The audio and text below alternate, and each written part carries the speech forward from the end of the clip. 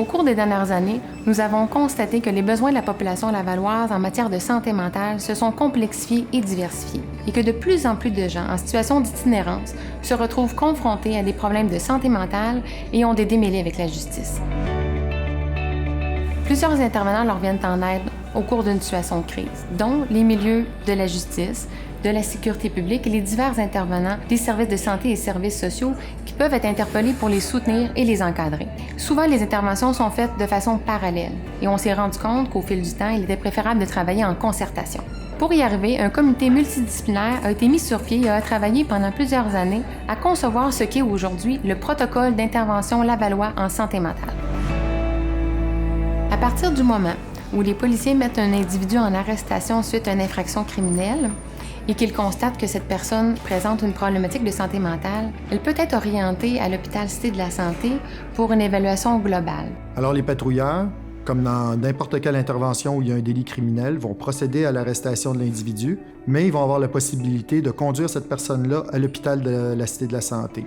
On va pouvoir faire rapidement l'évaluation de l'état de santé mentale de la personne arrêtée, évaluer son aptitude à subir son procès et même le faire comparaître à partir de l'hôpital. Au départ, quand cette personne arrive à l'hôpital, elle est triée, au même titre que tous les autres usagers, pour évaluer brièvement sa situation de santé. Cette personne est amenée à une civière pour être orientée et évaluée en préévaluation santé mentale par moi-même. Quand un prévenu est amené à l'urgence avec les policiers suite à une infraction criminelle, il va avoir accès rapidement à une évaluation sommaire de son état mental, qui est une évaluation psychiatrique en toute confidentialité. Cette intervention vise à offrir les meilleurs services et soins en santé mentale et à orienter la personne vers les ressources appropriées dans le cadre du processus judiciaire.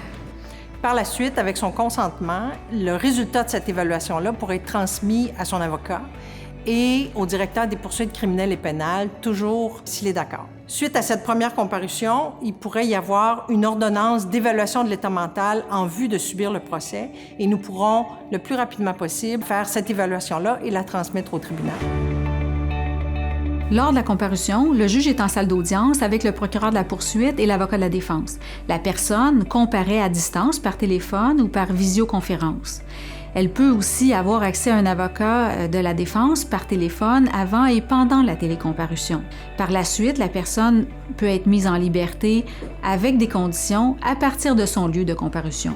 S'il y a possibilité d'être remis en liberté, rapidement, le détenu va pouvoir avoir accès à des soins et services du CIS de Laval. Alors, ça peut être une hospitalisation, ça pourrait être la reprise de la médication ou encore des suivis en externe. De pouvoir mettre ça en place rapidement va permettre une continuité des soins, puis va éviter que son état mental se détériore à travers tout le processus judiciaire.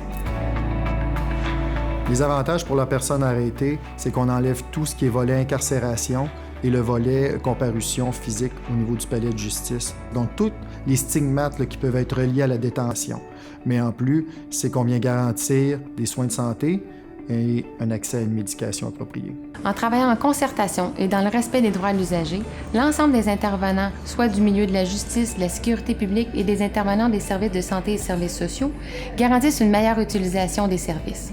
Nous avons changé nos façons de faire en ce sens où la Cour et les partenaires ont pris l'engagement de traiter de façon prioritaire ces dossiers. En collaborant de la sorte, nous avons une meilleure connaissance du dossier et arrivons à mieux orienter l'usager vers les meilleures ressources.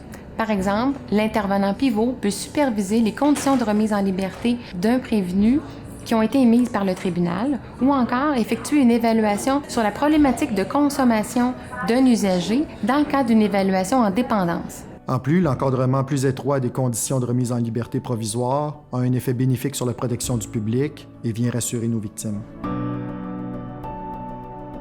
En fait, ce qui distingue le PLSM des autres programmes semblables qui nous ont inspirés, c'est le fait que la personne peut y avoir accès, peu importe la gravité de l'infraction qu'elle a commise ou qu'on lui reproche, peu importe son problème de santé mentale ou peu importe le fait qu'elle reconnaisse ou non sa culpabilité à l'infraction. C'est aussi le fait que ce n'est pas la personne qui intègre un programme, mais plutôt les partenaires du programme qui adaptent leurs pratiques, leur façon de faire aux besoins de la personne.